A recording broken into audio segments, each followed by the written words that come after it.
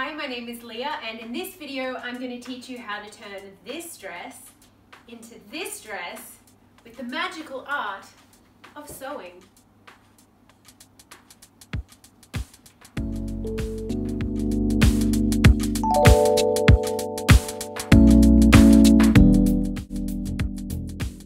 The easiest way to find out the length that you want is actually putting the dress on. So I like to try it on and then pin it when it's on me. Whoops. So I kind of fold it up like this. It's definitely easier if you're in front of a mirror. And then figure out a length that you're feeling and then start pinning.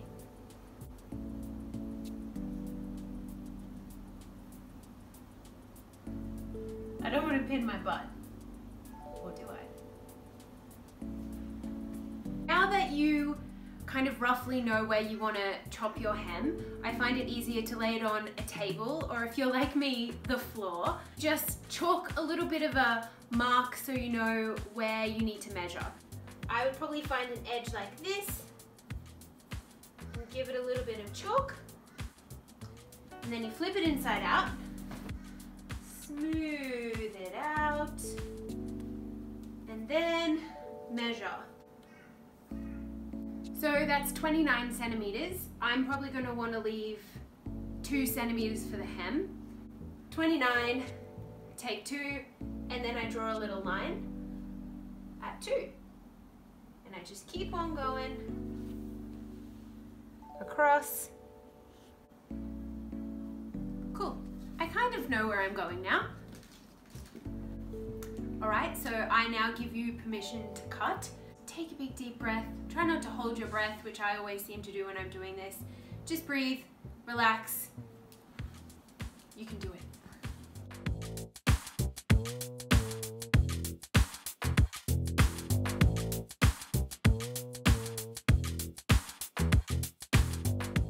Now would be, I guess, a smart time to try it on again and see if you are happy with it. You can always make it shorter. Don't think you can make it longer, but that's okay. Isn't it? Set your iron to hot, hot, hot, because it's linen and it needs to be hot. You want to roll it to 1 centimeter and press. Come here. So roll it. I don't know how well this is going to show up on our high-tech iPhone. Rolling it to 1 centimeter, and then you roll it again.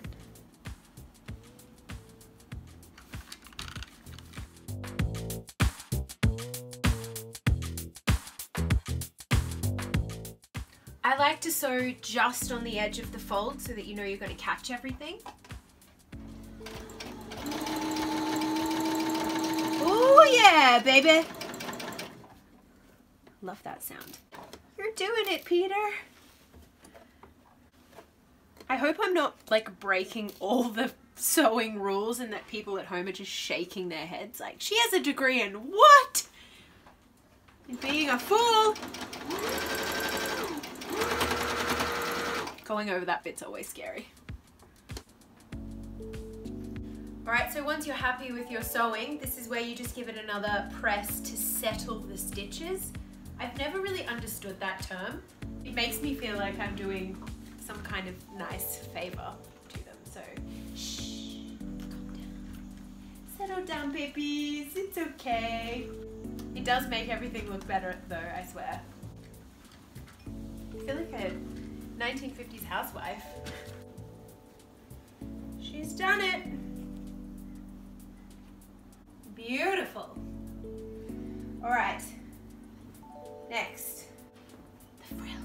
Now for the next step, hopefully you've been able to print my free PDF shoulder frill pattern at home.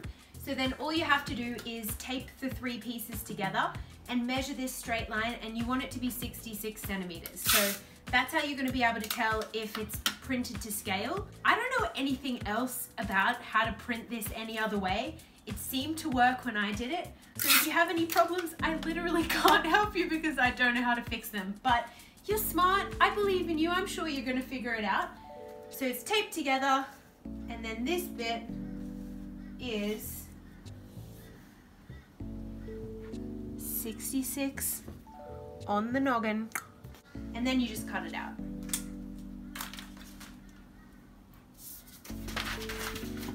Can you imagine if this goes viral in a bad way? like a sewing fail? I'd be okay with that. The laziest sewer person ever. I just want to get stuff done, and I just want it to look reasonably good and not get me arrested for public nudity. That's my only goal. Make sure when you're cutting, you're using your paper scissors and not your fabric scissors. To be honest, I use the same scissors for everything. What a rule breaker! Oh, that bit's a bit dodgy. Pretty messy station. Creative people, apparently, the messier the smarter. I read one time on a page. So you should have something that looks like this. There will be a front and a back. The front will be at the front, and the back will be at the back. So now you take your excess hem situation, and this is going to become your frill.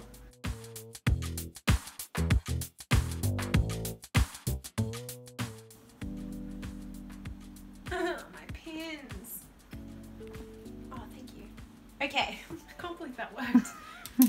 You lay it out. I like to try and savor as much fabric as I can in case I want to use it for something later. So you just pin it and cut it, and at the end you will have two pieces. I first started sewing when I was probably 8 or 9 because my nan had a sewing machine in her garage. And whenever I would go over, she would let me make a pillowcase.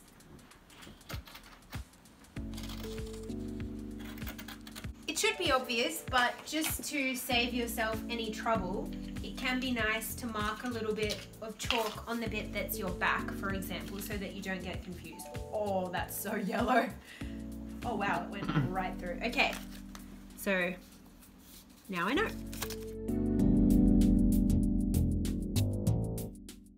Overlock the whole thing. Ow! Okay. You're gonna have to keep an eye on that.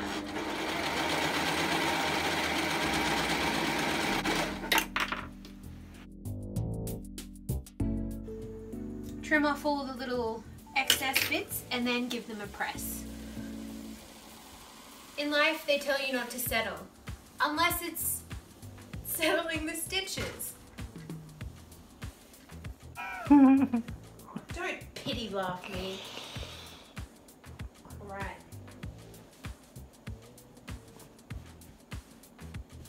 Nice. So change your stitch length to 0.5 because you're going to do a gathering stitch now. So I would sew that at about at 1 centimeter from the edge. I say about because I go maybe at like 0.8, but for those playing at home. All right, make sure you don't back tack.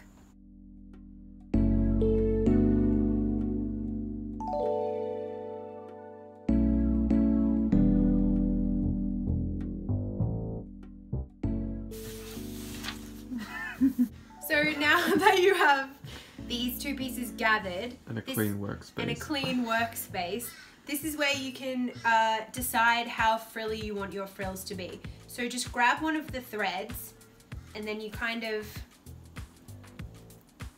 add ruffliness to your heart's desire. I like to start with one, and then when I'm happy with that, I just try and match the second one. You can tie a knot at the start. That's probably a smart thing to do, but sometimes I like not to do that in case something goes wrong up the other end and I need to pull one of these threads, but each to their own.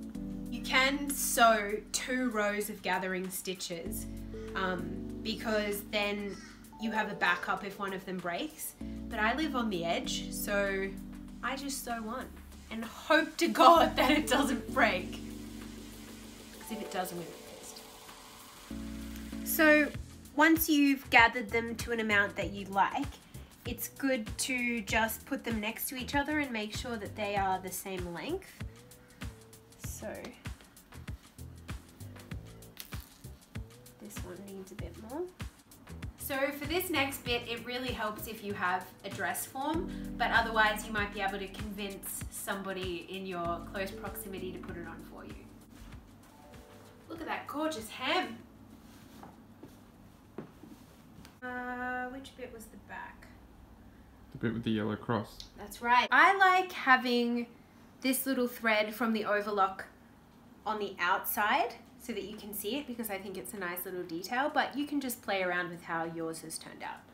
I kind of just shoved it underneath this bit,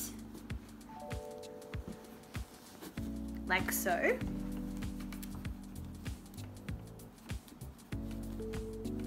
And then this bit is all about tweaking, so you can play around with the ruffles, move them around until they're kind of gathering in a spot that you like, and then when you're happy with it, you just pin along that edge. It's easier to start from this cross.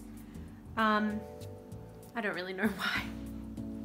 So when you're pinning this bit, make sure that there's about 1 centimeter underneath, and that should be easy because you shouldn't be able to see your gathering stitch.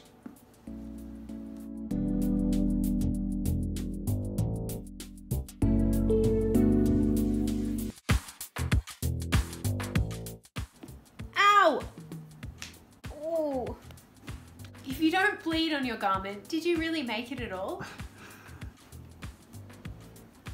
It's looking good. And check that you have the back at the back.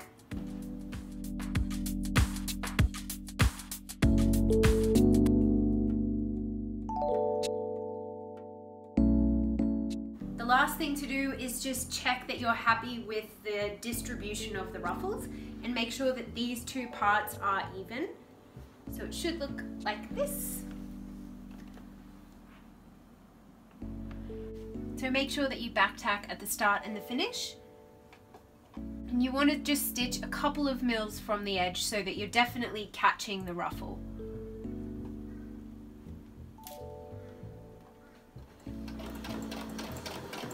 And then stand back and admire your handiwork.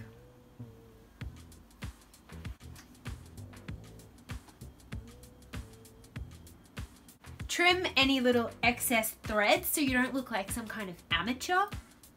What is this, amateur hour? Kind of. Gorgeous. Exceptional. Oh my God, we're nearly there. I'm not. I'm editing. Like a real dedicated blogger would. No weekends for bloggers. If you've gotten through this whole thing without having to unpick, congratulations. All right, we did it. One of my favorite ways to wear this dress is actually to belt it. So if you want to change it up even more, get a big old retro belt. And you can be just like me. If you want to win this dress, all you have to do is make sure that 3 of your friends are following @UnmaterialGirl and tag all 3 of them in my Sunday night post, and this creation could be yours. So good luck. I need a drink.